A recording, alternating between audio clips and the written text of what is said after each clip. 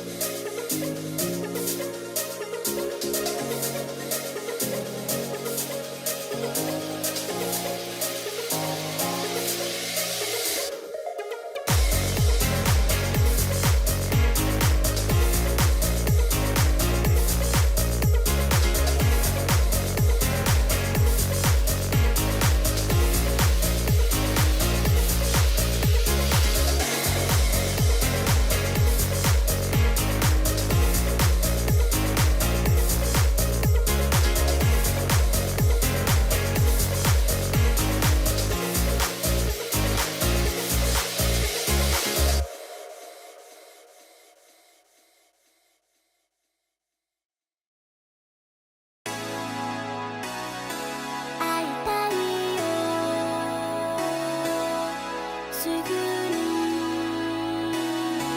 どこにいても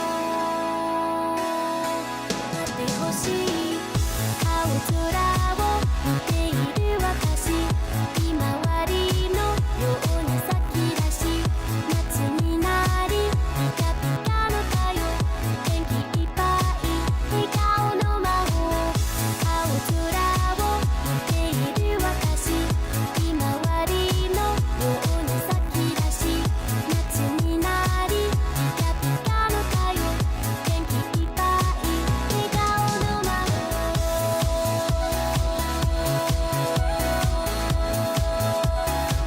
不思議な感じ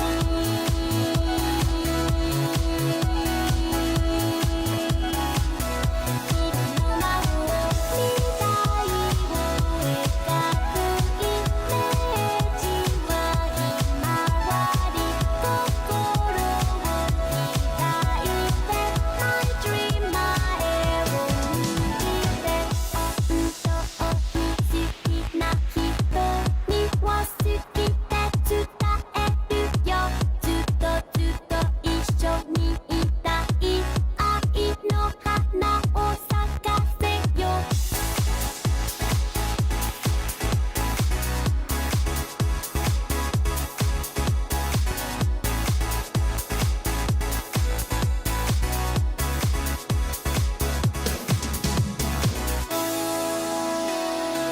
会いたいよすぐにどこにいても待ってほしい未来を描くイメージは I won't let them.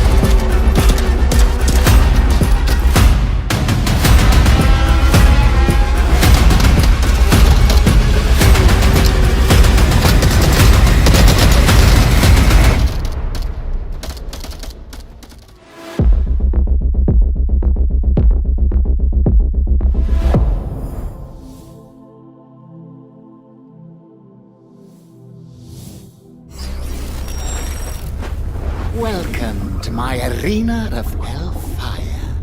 In here, no one plays nuns. Two sides enter, but only one side can survive. Let the battle commence!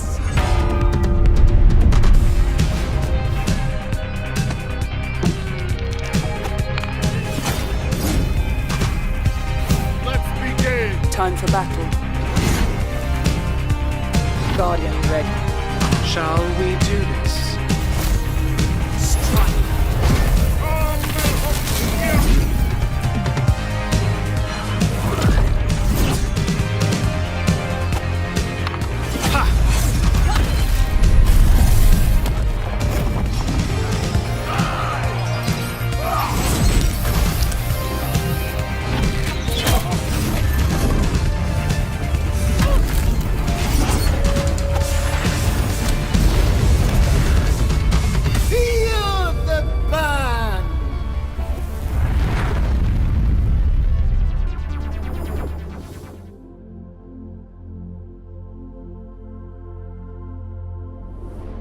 My dear little Sproutling, you are a special one, able to experience time a bit more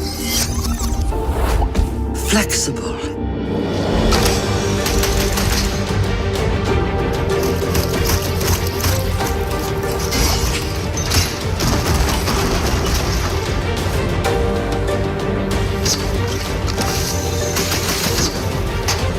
You and all your other selves. You were created a part of me.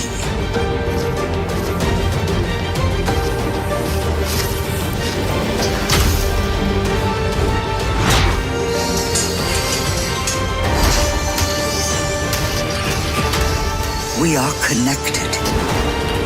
We are nature. We are one.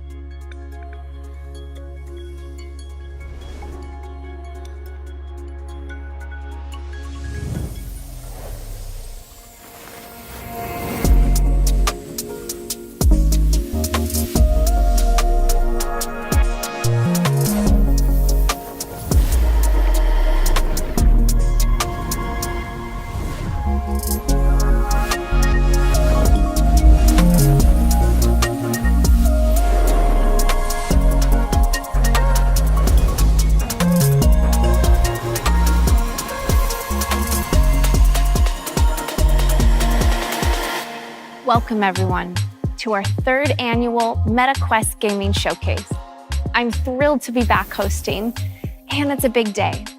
This morning, Mark Zuckerberg shared that our MetaQuest 3, our next-gen VR headset, is launching later this year. MetaQuest 3 is our follow-up to MetaQuest 2 and will feature advanced tech that opens up new possibilities in both VR and MR. It will also be backwards compatible with Quest 2's entire library of over 500 games and apps. Later in the show, we'll explore Oculus Studio's biggest and most immersive game ever with a gameplay deep dive. A game that will take advantage of MetaQuest 3's cutting-edge hardware. We have way more to share when MetaQuest 3 releases, including specs, more apps and experiences, and a whole slate of groundbreaking MR content. These are all stepping stones toward our long-term vision for building the metaverse. But for today's showcase, it's all about VR games. Every title you see today will be playable on both MetaQuest 2 and 3, and is currently set to launch in the next 12 months. So let's get started.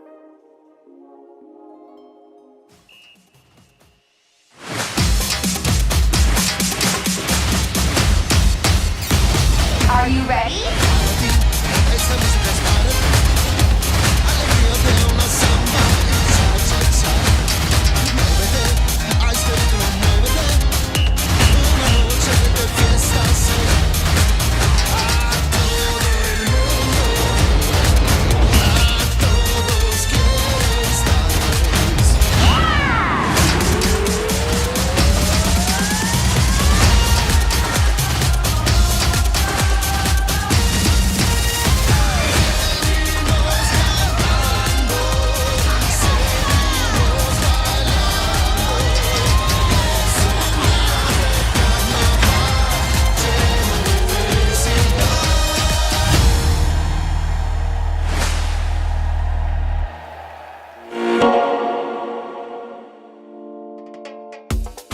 Samba de Amigo in VR.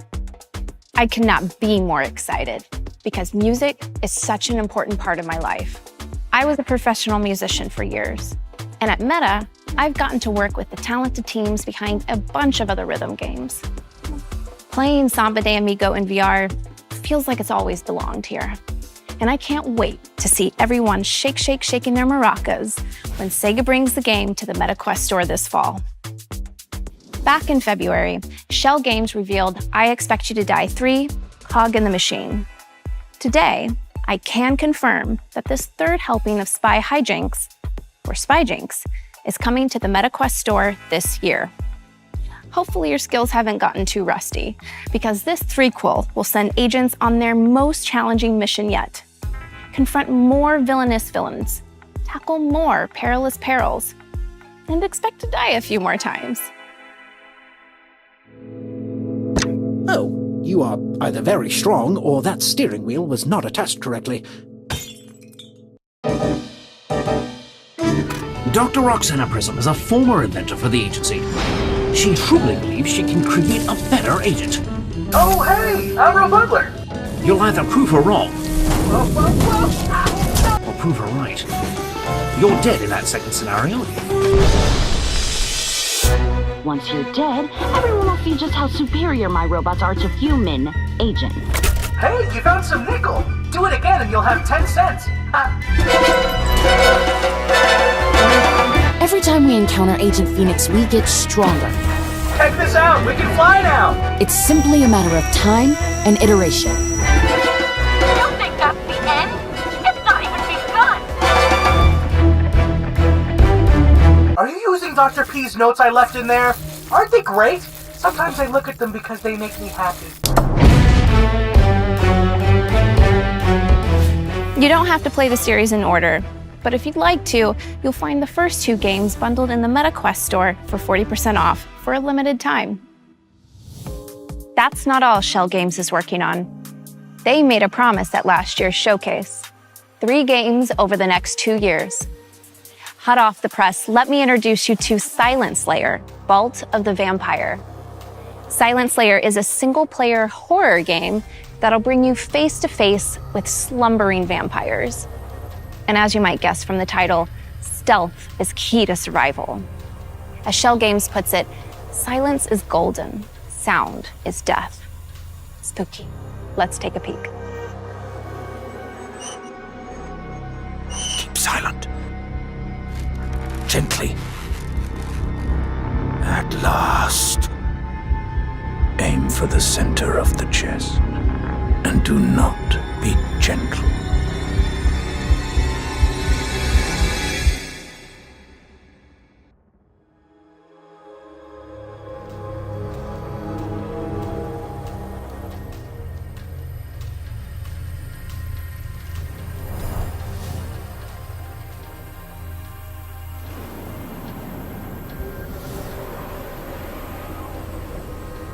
At last year's showcase, we revealed Ghostbusters: Rise of the Ghost Lord.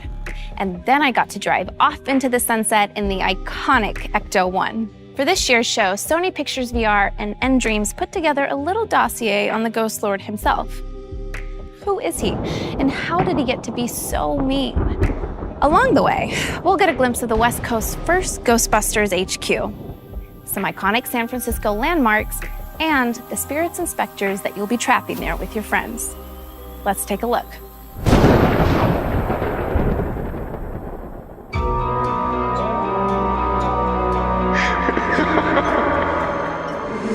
You think you know the whole story of the Ghostbusters.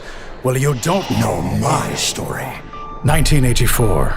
My research brought me to Columbia University, where I studied under the Ghostbusters. They dismissed my work, called it dangerous. But in San Francisco, I can show them, with its untapped cauldron of the undead.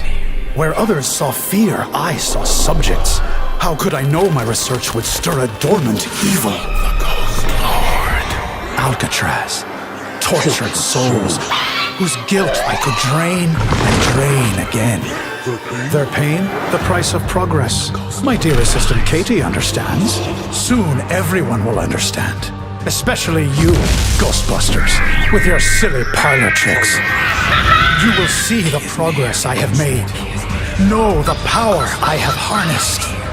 You will realize that I, Gustav Hookfather, am the genius who gave the world endless clean energy. The Ghost Lord is coming. What have I brought upon the world? The time of the Ghost Lord is here.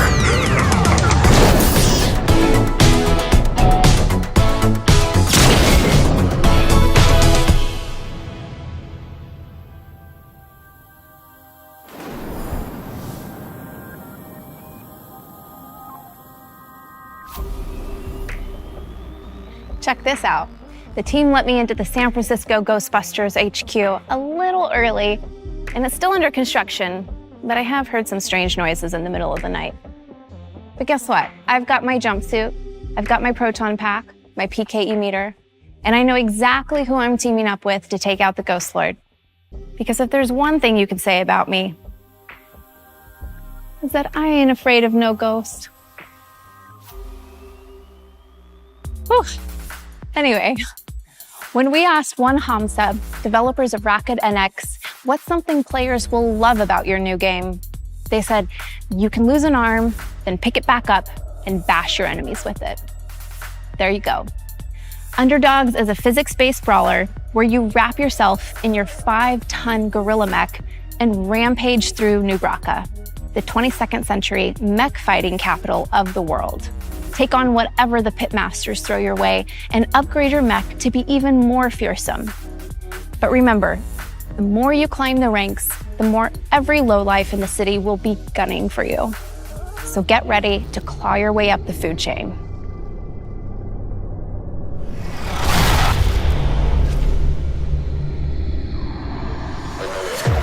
Yo, this city ain't never gonna let two base boys like us in. Nah, this the jungle out here, bruv. If we wanna get into New Bracca, we're gonna have to fight like f***ing animals. Watch out, bad man, no madman. And I got the style like Gangnam.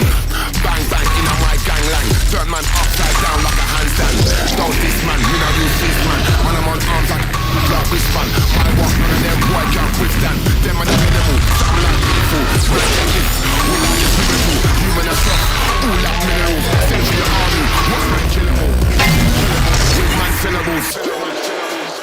I want to some of them, they think of some joke thing. Nah, sir. Watch out. Man don't get top, man don't get ball. Man don't get passed up, man don't get ball. Man don't get messed up, man don't get ball. Man don't get pressed, man don't get ball. Rick! You're in the wreck! Get up, man! The bubble's critical! Your arm's broken clean off! Ricardo! They're coming in for the kill! Get up and fight! Listen, when I start working, man get shook. In my face, then boy can't look. Then we get fried up, then we get cooked. All South set, I don't get overlooked. You don't get.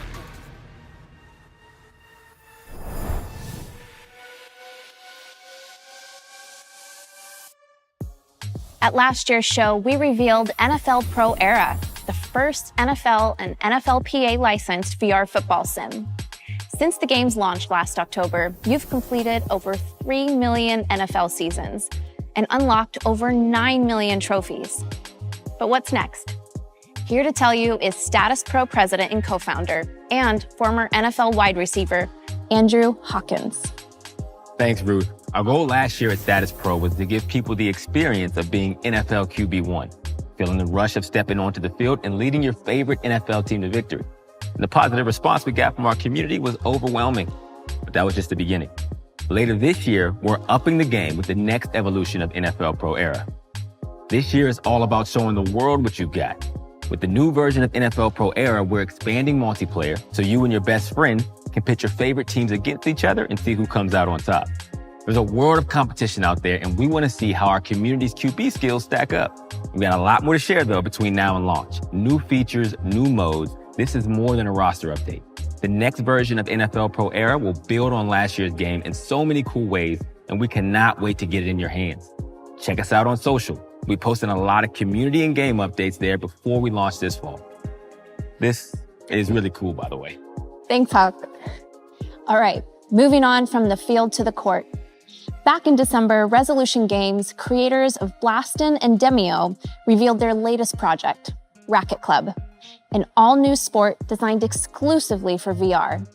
Practice your swing solo, play pickup matches with people all around the world, or just hang out and socialize courtside with your friends in this one-of-a-kind sports complex. Here's a new look at Racket Club.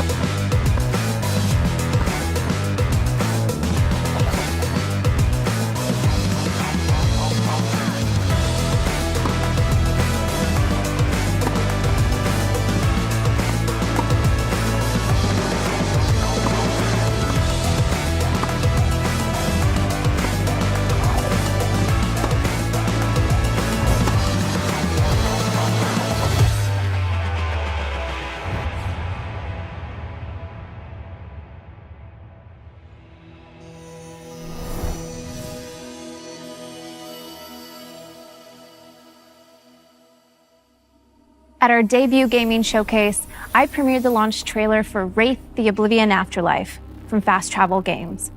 It was the first VR game set in the world of darkness.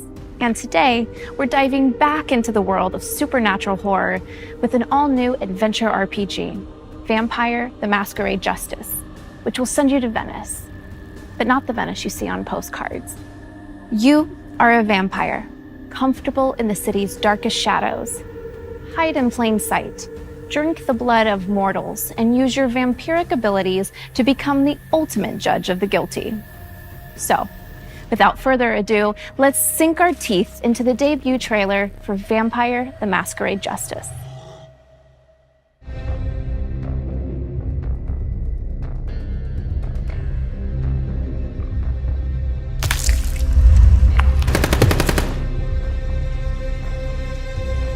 Venice. Italy. Felt like I was back on square one. hiding in the night.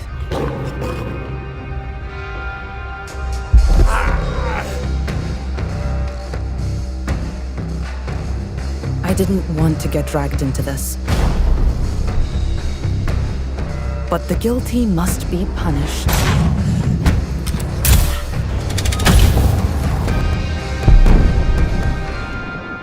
You do well to remember that.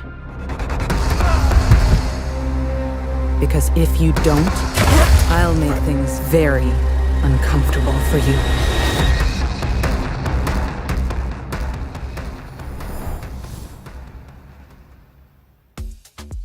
Next, an adventure that never needs to end. This one is special to me. It's developed by Othergate, a studio co-founded by 4 VR veterans who I used to work with for years on the Oculus Studios team on our very first and super popular franchise, Dead and Buried. I know firsthand that these guys are masters at making fun multiplayer games, and I am honored to announce their next project, Dungeons of Eternity. This 1 to 3 player dungeon crawler generates levels from hundreds of unique chambers, so no 2 trips are the same. You'll explore dark crypts, ruined castles, and deep caverns. Battle monstrous enemies with melee and magic, solve puzzles, avoid traps, gather loot, escape back to safety, level up, and then do it all over again in a brand new dungeon.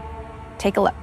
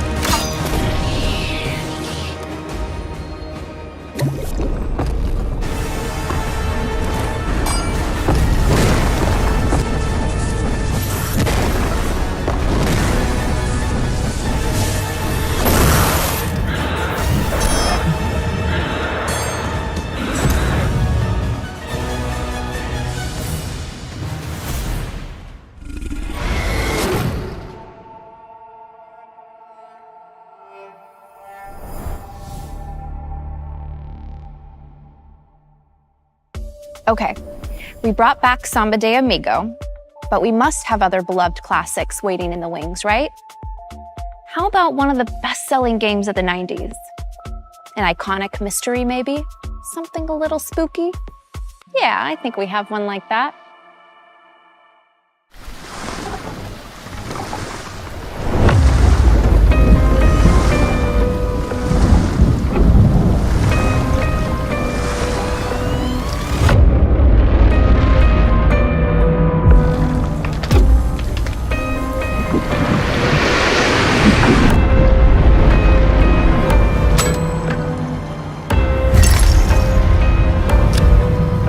It's you!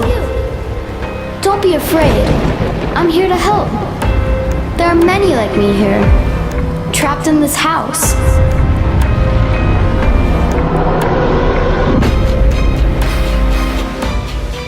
Each night, the guests arrive. Stout, what do you want? Show yourself!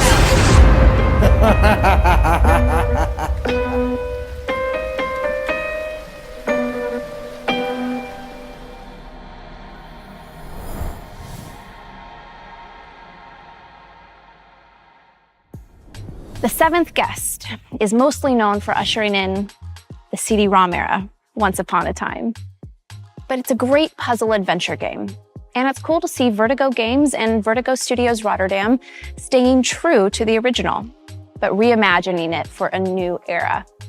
The team is using volumetric video to capture the live-action performances of actors to help tell the game's story. They're also fully recreating the iconic mansion in 3D for the first time. Just don't be surprised if it starts changing shape around you. It is haunted after all. In addition to The Seventh Guest, Vertigo is working on Arizona Sunshine 2, a sequel to one of the most popular games from VR's early days. This one people have been waiting to see for a long time, including me. You might have seen the CG reveal recently, but today we have another short teaser for you. Time to say hello to your old pal Freddy, and hello to a new friend as well.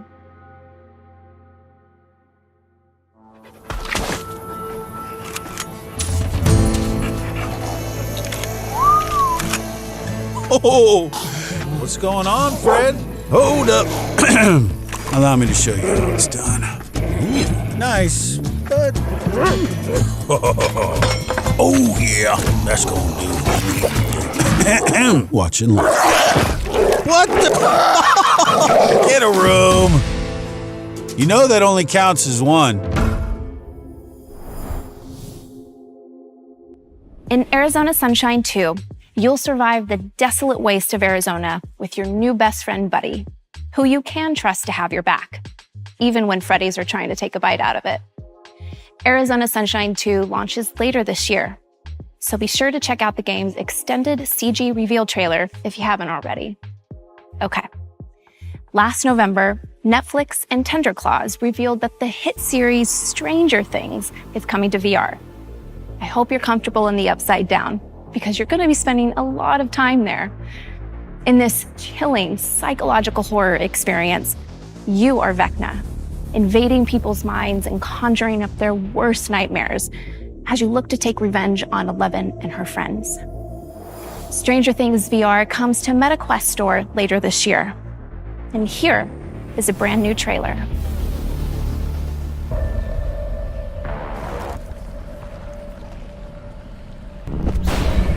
I saw a means to realize my potential, to transcend my human form, to become the predator I was always born to be.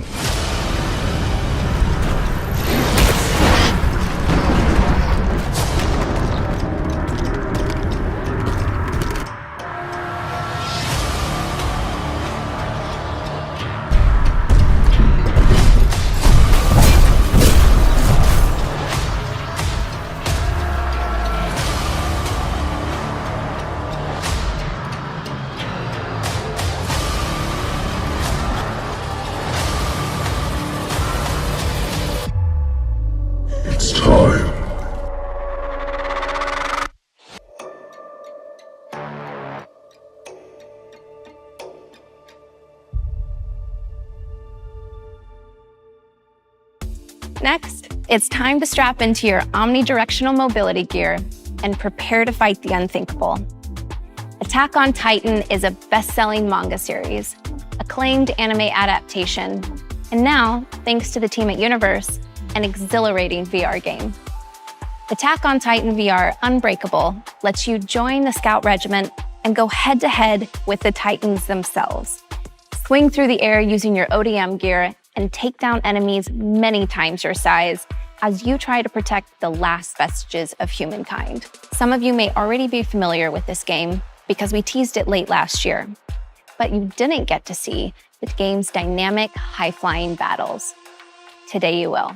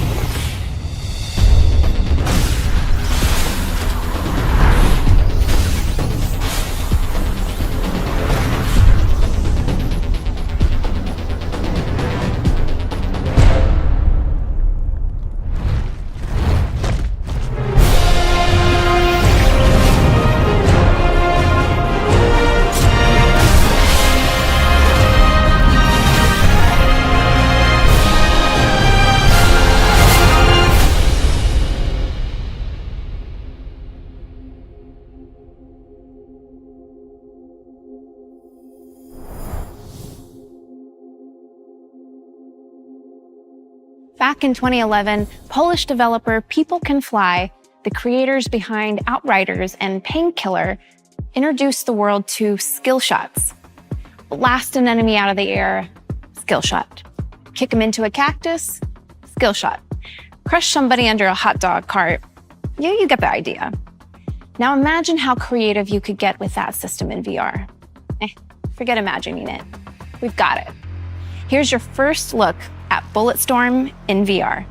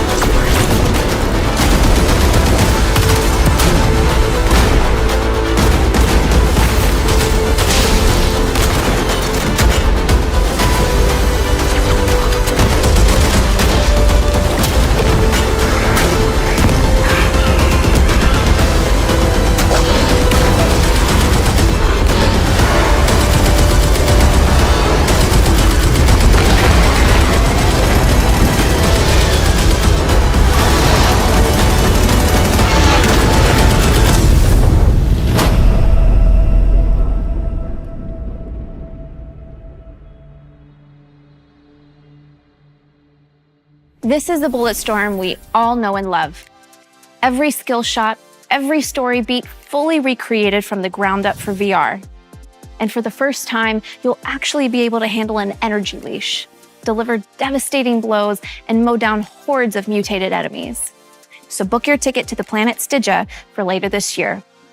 And thanks to People Can Fly and Incuvo for bringing such a fun project to life.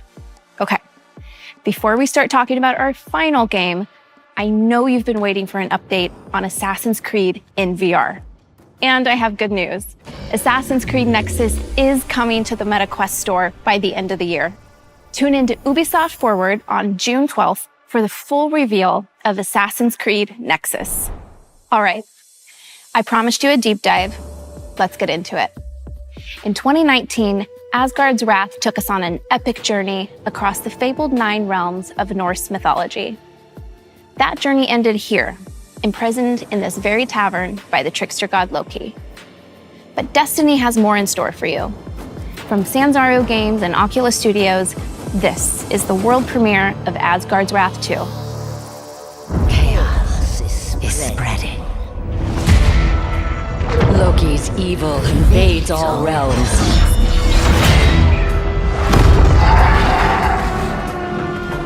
He must not be stopped.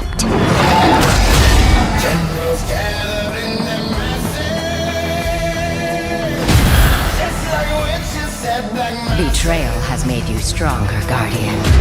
No more war pigs have the power. Hand of God has struck the hour.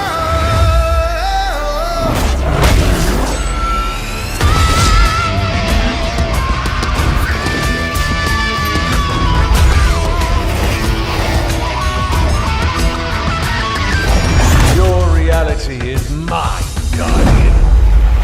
Exact your vengeance and unleash your wrath.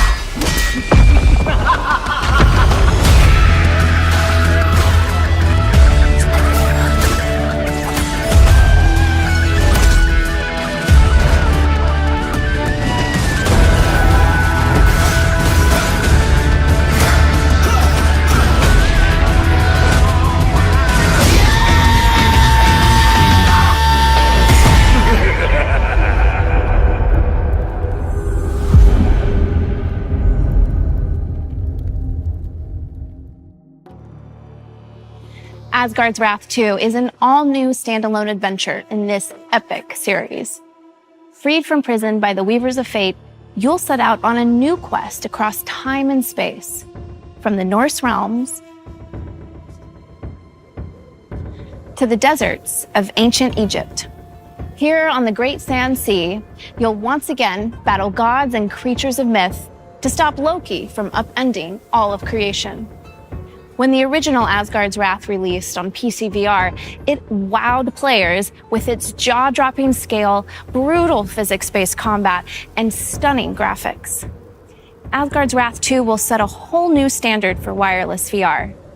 This is the deep and immersive action RPG that you've been waiting for. Packing enormous, free-roaming environments, gorgeous visuals, and well over 60 hours of exploration and tense combat into MetaQuest 2 and MetaQuest 3. Today, my friend Matt Kramer, head of design at Sanzaru Games, will take us on a tour of the team's groundbreaking title. Everything you're about to see was captured in-game. Matt, the mic's yours. Thanks, Ruth. I'm so excited to show everyone what we've been working on at Sanzaru these last few years. Asgard's Wrath 2 picks up where the first game left off, in a mysterious tavern you can't escape from. You're suddenly thrust into battle with a giant creature, clearly from another realm. Just when you think all is lost, you encounter the Weavers of Fate, a trio of beings that set you off upon your adventure to find and stop Loki.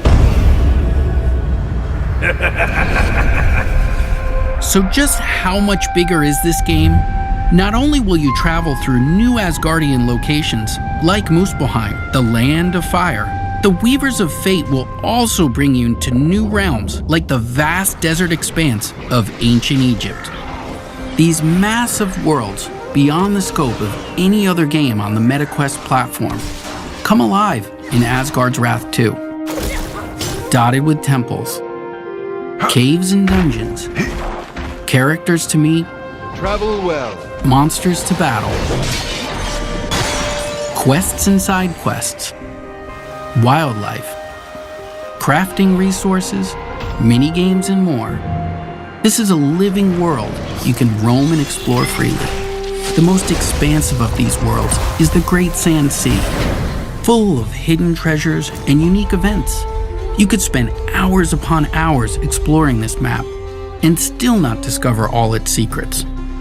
You might decide to prove your combat prowess by hunting rare, high-level monsters that roam the sands, or gather plants or and animal parts to craft useful consumable goods, such as bait to attract wildlife, or a ward that provides a temporary AoE benefit wherever you throw it. But it's not all about survival. Kick back and fish, or beat your high score at the Slingshot Shooting Gallery. There's no shortage of stuff to do and see outside the primary quest line. These worlds are so big, you're going to want some more speed as you move through them. Luckily, you'll have the power of a god at your fingertips. As with Asgard's Wrath, you'll be able to transform a few brave animals into unique warrior followers to help you solve puzzles and eviscerate enemies. New in this game, they'll serve as powerful mounts that can carry you swiftly across the massive realms of Asgard's Wrath 2. Of course, what's fast on foot or mount can look very different to a god.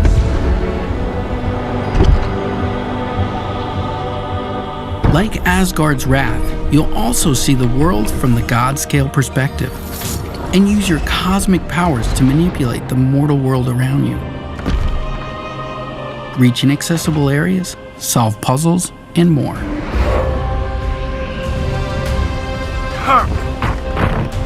You can't save the world alone, though. Egypt is full of would-be heroes who need your godly assistance to enter the realm of legend. Each hero in Asgard's Wrath 2 is completely unique. Different weapons, different skills and abilities, and different strengths. By possessing these mortals, you can help them fulfill their destinies and get closer to yours as well. The first of these heroes is Abraxas, a cynical tomb robber with a grudge against the gods.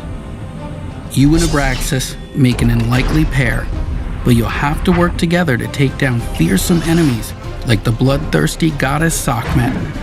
Abraxas seeks vengeance against Sekhmet for the murder of his father. With his boomerang axe, whip sword, and bladed shield at your command, he'll stop at nothing to defeat her.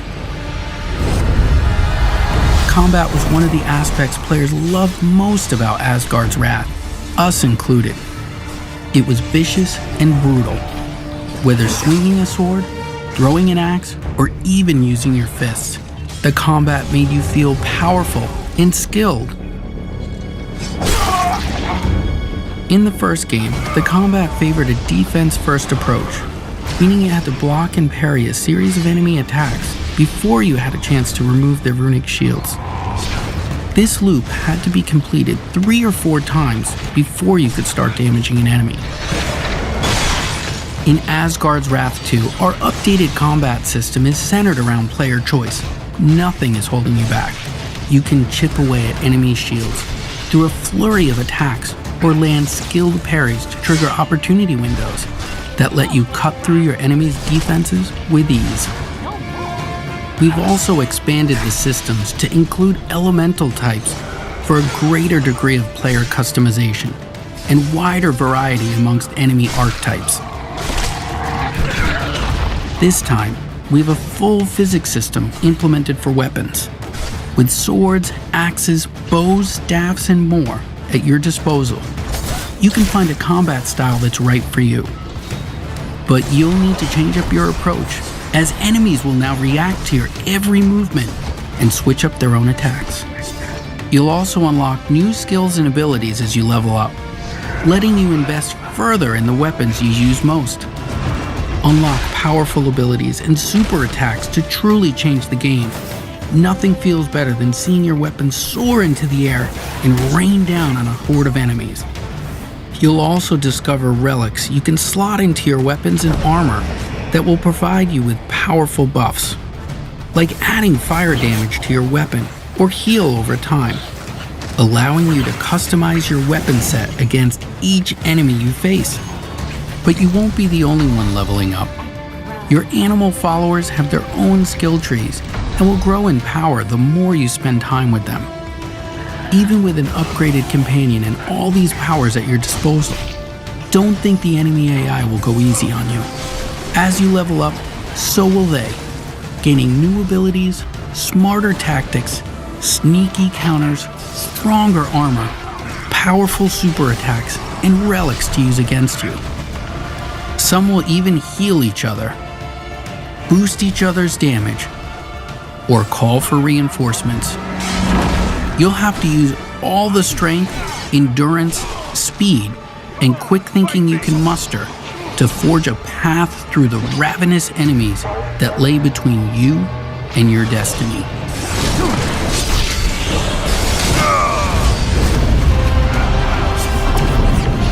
For a true challenge and the opportunity to earn bragging rights amongst your friends, you can step into the Uncharted Rifts, an infinitely replayable dungeon crawling mode with exclusive loot that you can take back with you into the main campaign. The rifts are always open, so you can visit at any point during or even after the campaign and put your skills against some of the toughest time-limited challenges the rifts have to offer. Face increasingly ferocious enemies as you delve deeper into these endless labyrinths, encountering the ghosts of players who fell victim to the rifts before you. Whether friend or foe, these specters will be part of your dungeon, helping or hindering your progress. Survive long enough, and you'll earn a spot on the leaderboards and those precious bragging rights. The Uncharted Rifts are deep and full of mystery. They're almost like a whole game on their own, and we've barely scratched the surface of all the unique dangers you'll encounter. I hope that this first look at Asgard's Wrath 2 has you excited. We've got so much more to show you. More heroes, more companions, more gods, Loki anomalies. I can't wait to show you more. Back to you, Ruth.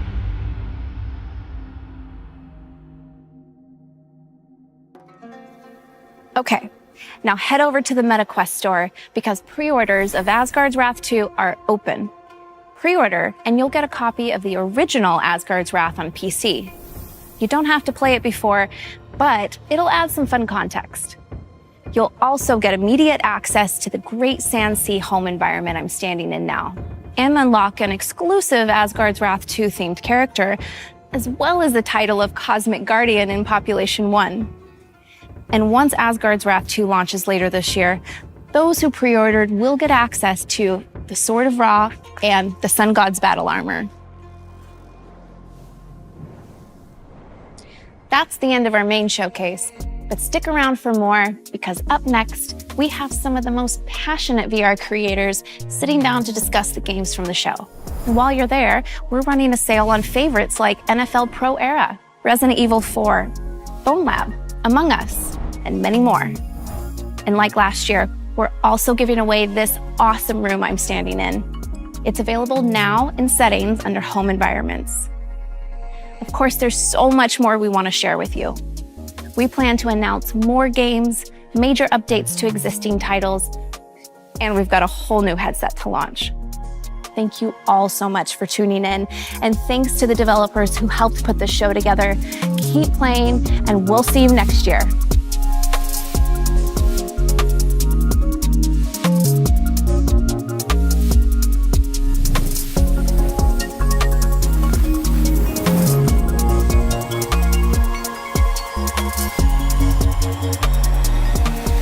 I'm going to be in so much trouble if this leaks, but this actually looks a lot like Quest 6. The Ecto 1? Oh yeah, that's still parked at my place. No, they're not getting it back.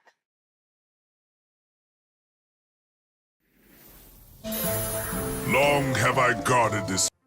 Hi everyone, I'm Travis Williams, head of production at Oculus Publishing. We hope you enjoyed our showcase and are excited for all the awesome games.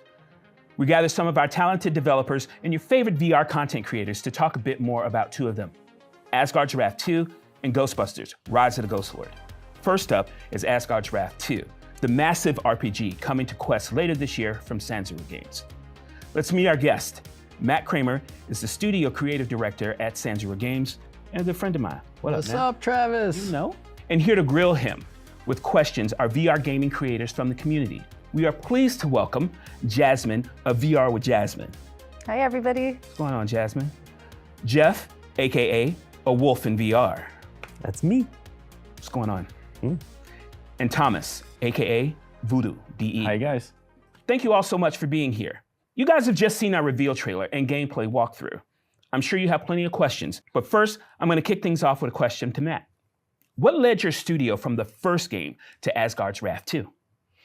Well, you know, the first game, we just knocked it out of the park. I mean, it's the largest, biggest action RPG ever made in VR. Yes. So what are we going to do? Let's make it bigger. Let's make it better. And that is what we're doing with Asgard's Wrath 2. So I cannot wait for you guys to dig into this game. I want to so bad. Like, Wrath 2 has so many different layers of gameplay. We've got the Uncharted rifts. We've got over 60 plus hours of gameplay in large, huge, expansive worlds. 60. So you guys saw the mounts, which we'll talk about further. Yes. So you can look at that. I've read in on this. Look at that. That's me and the Panther thing. That's our next mocap right there. So, but you know, we've got these mounts, and so that just gives you any inkling of the size of the worlds. You can transform any of those guys at any moment. So Jasmine, you're new to the Asgard's Wrath experience. What did you think of the trailer? Wow, that's what I thought. The whole time, I think my jaw was on the floor, just like, what? There's more, there's more, there's more. And honestly, the entire time I was looking at it, first I did notice how beautifully designed the characters are. Like their costumes look beautiful, so intricate, which is amazing that you're able to get that on a standalone headset like the Quest. Oh yeah. But aside from that, I was also, the whole time I was feeling like, am I in a movie? I feel like I'm literally in a movie. So could you talk more about like how much of the storyline is like built into there? Yeah, so Asgard's Wrath 2 takes off where the first one left off. And the good news is you don't have to play the first game. We've got an awesome recap that you can see in VR, and we retell the whole story. So first game, you're kind of a fledgling god. Loki takes you under his wing. And if you remember, Loki left you in a prison and you're trapped there. So the second game takes off with these weavers of fate intervening and helping you get out of this prison to track down Loki where he is. And that's where we find him in ancient Egypt. Very cool. Jeff. Yeah. Man, look, you're old school Asgard draft. Oh, yeah. Okay, so tell me, like, what's your favorite memory? Okay. Pick one. Okay, my favorite thing about the first game is probably the scale of it. I mean, you're a god, you're a little person, so on and so forth, but when you first walk into Jotunheim, which is the world of giants and all that, and you just look in the background and this giant's like suddenly getting up off the ground, and you're just like way down here, and you're just like looking up, craning your neck to see these giants moving. It's just incredible. And that's something that you can only feel in VR. Absolutely. I agree. So how about this Asgard draft? Oh man, I am so excited about it, and I assume you guys have even more like hidden collectibles and secrets all around the world that people can find. Because I remember one of my favorite parts about the first one is I played through the entire game. You hit the credits, but then there are these massive like side dungeons that tell their own story, and you kind of find those in random locations. Do you have stuff like this too, where I can go out and just do an entirely different game outside the main story? Yeah, and it's something that we always think about. We're always valuing the player's time and experience in the game. So when you unlock those side quests and stuff, they're not like 1 or 2 objectives and stuff. It is a full-on narrative story that you're going to unlock, almost with its own little ecosystem and its own little loop. So it's not kill 10 squirrels, it's go on this adventure. Yeah, we want you to feel like you're in the world, living and breathing it. I can't believe that this is on Quest 2. It's just amazing to see this kind of graphics. And my question is, how could you do that on Quest 2, and how does it look on Quest 3? Yeah, great question. So first on Quest 2, so everything you saw, that's Quest 2 footage. Absolutely looks phenomenal. Crazy. And so we're just very conscientious about what our boundaries are, what we can do and what we can't. We make those boxes very early on in development, and those are the boxes that we live in. In terms of Quest 3, the feeling of the headset is superb. I've been using this for a couple months now. The form factor is primo. It is. Really? The other thing is resolution and horsepower on this thing is phenomenal. Oh, so it will even look better on Quest 3. Crazy. The first game, combat was hit or miss. On the really easy difficulty, it was actually more fun to do combat because you didn't have to do all this blocking, parrying, waiting for other stuff to happen. But in this one, combat looks so much more fun. But in addition to that, the weaponry. I mean, we got axes, and you're Captain America-ing a shield across there. You have this like a harp bow that's shooting things. that harp. What is that? What I do want to talk about is weapon diversity. So another thing that we haven't touched on is the sword that Abraxas has transforms into a whip. Oh yeah. And so traversal in general is taken to another level in Asgard's Wrath too. You're going to be whipping across things. You're going to be doing combinations where you're wall running to a couple wall runs, and then you're floating in air, and then you're using the whip to pull that. They're like flipping weapons. Yeah, cool. Let's say you have your mount, your wonderful mount we call Sabira, the Black Panther that you saw. She's over in the corner. She's all set up in mount form. You got to rush. You want to rush onto the mount, but she's really far away. Use your whip, pull your whip, boom. You're right on the mount. You're riding around. Oh, there's a mob of enemies out there while you're on the mount. I want to go attack those guys. Use your whip, pull yourself right to the target, and you're right off the mount. Toe-to-toe combat. And it's that kind of fluidity and feeling through the combat and the contextuals that really takes us to another level. Insane. Yeah, so it sounds like the weapons also dual, like being able to do something else. Are there any other weapons that do something else? Oh, we have a ton. I mean, the shield in its own has so many layers to it. You could throw the shield out, you could stop it in space. The axe, you could throw it, you could stop it, you can redirect it. All the weapons also have a puzzle layer to it, so you'll be able to use them for certain puzzles. You may have to redirect some switches or something, and you'll be using the axe for that. And the cool thing is that every hero that you meet, they have all different gear. So every character you're going to meet, it's going to feel like a totally different game in itself. And the coolest part is those characters you meet, those followers that you meet throughout your adventure, you bring them back to the beginning of the game, you bring them back to other locations to unlock further content. Yeah, so much stuff with the hero weapons. This game just seems to be full of the wouldn't it be cools. right? And that's how any game starts. I know, but, Yeah. but you know, Yeah. the thing about it is a lot of times you don't get to put that stuff in the game. You know, you go like, wouldn't this be cool? Wouldn't this be cool? And it just seems like you just sat around and just said, hey, you know, it'd be cool, and you put it in the game. You know, I'm going to tell you what, wouldn't it be cool moment. So you guys saw in the trailer, there's this big lunken monster that's going around the back of the desert. That desert is called the Great Sand Sea. And you're going to see this guy. Yep, you're there right now. Yeah, I feel it. Don't And turn you're gonna around. see this guy in the background. And if you look closely at some of the footage in the trailer, there's going to be a moment where you're going to be toe to toe with that giant creature. So when you talk about epic scale and can these guys do the epic scale on the Quest 2, the stuff that you're going to fight and battle is on a huge scale. We talked about a lot of characters and gods and stuff, so there will be something like a story, of course. Will my community be able to play that game in German, for example? So on launch day, we will have all localization. Wow. And that'll be day one from right off the bat. Awesome. Nice. That's what I want to hear. So you talked about hardcore players. Will there be different difficulties like in the first part? Yep. We have everything from, you know, the base story mode to the hardest difficulty, which we call Wrath. Absolutely. But why? Because it will punish you. I feel it. I want to see that YouTube video, you finishing the entire game on Wrath difficulty. Well, my first series is going to be 40 episodes because it's a 60-hour game, plus dungeons, plus you have these rift mechanics. I mean, it's massive. You expect me to play it multiple times? I guess you better get on it. All right, I'll take the game right now. So when you talk about 60 hours gameplay, how can you make sure the game is interesting all over that 60 hours? How do you? Yeah, it's just making sure that everything is fresh. You know, we've got our overarching story narrative, and then we have all the different characters and hero gears and followers you meet. In my mind, I feel like all those little sagas are like mini ecosystems in themselves. They're mini games in themselves. Plus, we've got the Uncharted Rifts. So the Uncharted Rifts unlocks as the player's moving the game forward. They're going to meet a character called the DM.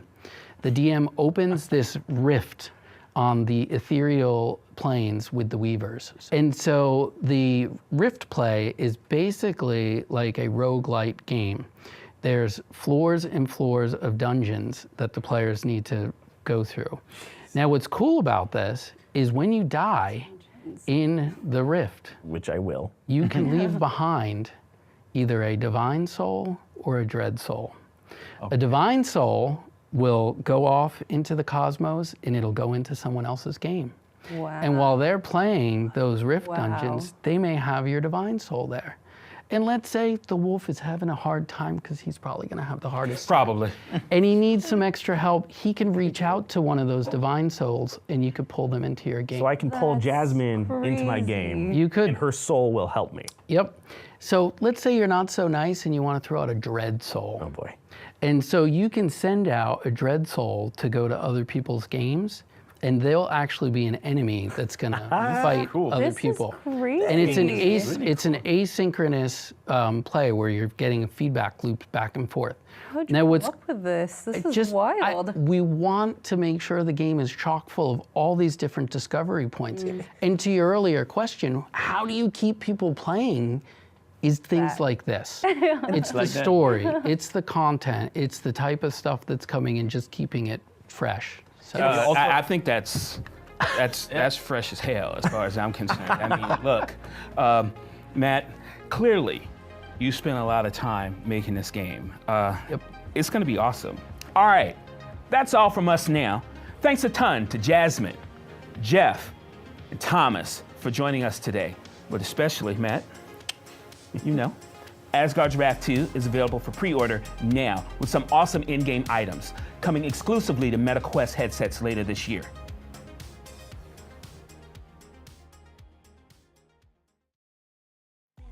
Hey, we're back. Hey Ruth, I know you like to fit, but it's not just me. I got a whole squad. Yeah. Let's move to the ghost-infested streets of San Francisco to talk more about Ghostbusters: Rise of the Ghost Lord, launching later this year on MetaQuest. Let's meet our panel. Jack Bromhead is the art director at InDreams, developers of the first ever Ghostbusters game coming to MetaQuest. Thank you, Travis. What's happening? And again, we're joined by a group of VR content creators to throw questions at him. First up is Techman from the TikTok channel, Techman Jew. What up, Techman? What's good with you? You know. You know her as Otterworldly on YouTube. What's up, Otter? How's it going? What's going on? And then finally, Gamertag VR is here. Hey. What's going on? I'm good, man. All right. Thank you guys for stopping by. Hey. We just shared more about Ghostbusters, Rise of the Ghost Lord story, Villain, and announced that the game is coming fall 2023. But before we get to your questions, I'd like to ask each of you, what did you think of the new trailer? Otter, what'd you think? It was cool to see the design of all the different monsters as well as like the environments. What made you decide to go with that style for Ghostbusters? Yeah, well, there's so many themes to Ghostbusters, and we wanted to stay super authentic to the IP. We wanted that horror element, so there's some really moody environments in there. The ghosts are scary, and we've got you saw the crocodile hand ghost in there. And the googly, which is holding its own eyes, which is pretty good. So, yeah, we wanted to hit that horror theme, but we also wanted it to be accessible to everybody. Ghostbusters is accessible. It's iconic.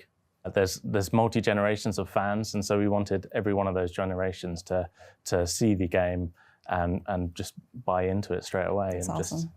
It looked amazing to me, to be honest. Like, I love the graphics, I love everything. What stuck out to me was the multiplayer aspect of the game, right? Because the games I find most enjoyable are games I can play with my friends. So I just want to see how we're going to incorporate the traps, the proton pack, the scanner. I thought you were going to turn it on. Well, I called him. Turn it on. I don't want to know if there are ghosts in this area. For real, because I'm not equipped for that. I just want to know, like, my main thing about it is, like, how is the gameplay, like, when it comes to multiplayer? Like, I want to know, is there, like, when we go in the dungeon, it's going to be, like, a tank, a DPS? Like, how are we going to use our technology to benefit everyone? Absolutely. So yeah, it's all about teamwork. So it's about going into these places and busting ghosts together. And you've got an array of equipment to use. So you've got the proton pack, the iconic proton pack. You've got the ghost trap and the PKE, as you said. So the PKE, that's your radar, right? That's how you navigate around the world. You find your items, or you find the ghost that you're going to bust, or the ghost that's infested that area. Okay. And then as a team, you coordinate, right? Who's zapping the ghosts, who's tethering them, who's going to trap them, and there's that that really fun co-op thing of just working together. All of your equipment is upgradable. You'll see in the trailer there was the upgrade station, so that's where you mod out your kit. Okay. So one of your team might decide to have the shield, the deployable shield, or the decoy, and the others might be just doing the heavy lifting with the proton pack. So basically, it's like once we determine our loadouts, it'll be easier, or like we'll be able to have a better strategy for facing each ghost. Yeah, definitely. It's all about strategy. Okay. And the most fun thing, to be honest, is when everyone's been working hard tethering these ghosts, and you go in and you trap the ghost. So you get your mission at the main HQ, which I'm assuming we can see behind us. Yeah, absolutely. And then you determine what you're going to do from there. Yeah. You get to select an array of missions, and you load out how you want to play and how the team's loaded out. Get to the Ecto 1 and start busting ghosts together. Nice. What I really liked is the fact that Ghostbusting's a business. What, so you earn cash? Yeah, you earn cash. You're clearing out the ghost infestation in San Francisco. Yeah. So you earn cash at the end of every mission, and you buy equipment. You got to work together to work out how you're gonna bust these ghosts without destroying Golden Gate Bridge. That's a real strategy. So with such a legendary IP, what was like the hardest bit to do to bring this to VR? Because this is probably the best way anyone could actually feel like they are a Ghostbuster for the first time. Absolutely. So, VR is so immersive, and to put on the headset, pick up the proton pack, and go in with your friends it's insane, right? One of the hardest things was making sure that it felt authentic. It's making sure that the proton wand felt like the proton wand. Yeah. And the trap, when that opens and captures a ghost, it's as powerful as it is in the movies. But we tie in a lot of the existing Ghostbusters universe into what we made. Otter, your people are watching, right? Like, what do they want to know about Ghostbusters: Rise of the Ghostwood? Is the Marshmallow Man going to be in it? Well, there's mini puffs. Yeah, really fun when you go around the corner and you get absolutely swarmed by. Do you feel bad killing them though? Not at all. Picking them up. Not try and eat them. No. Speaking of the ghosts, like, you know, you mentioned the ghost with the crocodile hand. Yeah. Like, what made you come up with these designs? Like, how does that work? Yeah, we looked at the spirit guide and all the existing IP, and we just tried to make the most fun, most exciting ghost we could. So fans will get in here and feel some nostalgia. Yeah. Okay, that makes sense. So there's a definite art style that you've chosen. Can you tell me, like, how'd you come up with that art style? Like, what was the decision? Like, I'm going to do something like a toon shade. Yeah, absolutely. So we started with very strong concept art. We concepted it all out, and we picked from the styles that we really liked the most. But it was quite clear we needed a really strong toon shader. One, we wanted to play to our strengths on the platform, and two, we just wanted to make it pop. We wanted the characters to pop, we wanted the ghost to pop, and especially when you're dealing with these quite dark and moody environments, you know, you're going around Alcatraz when it's abandoned, so you know you want things to still look like they pop out. So Techman, what kind of multiplayer gamer are you then? Man, just like Ghostbusters, something with strategy. Okay. Right? So I want to go in, I want to have a plan. I don't want to just go in shooting, busting ghosts. I want to make sure we know what we're going after, what we're going to do, who's going to use the trap, who's going to use this weapon, that weapon. I want it to be flawless, right? Because if we're going to lead a team, if we're going to storm through the gates, we need to know what we're doing.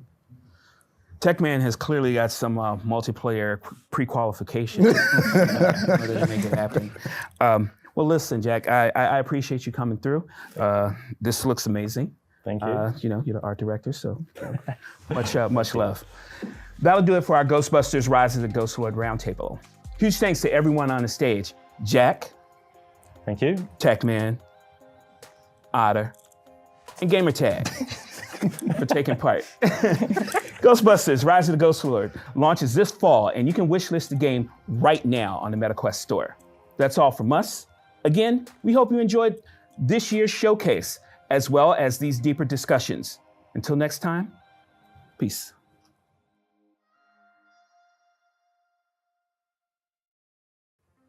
Hi, everyone. I'm Travis Williams, head of production at Oculus Publishing. We hope you enjoyed our show.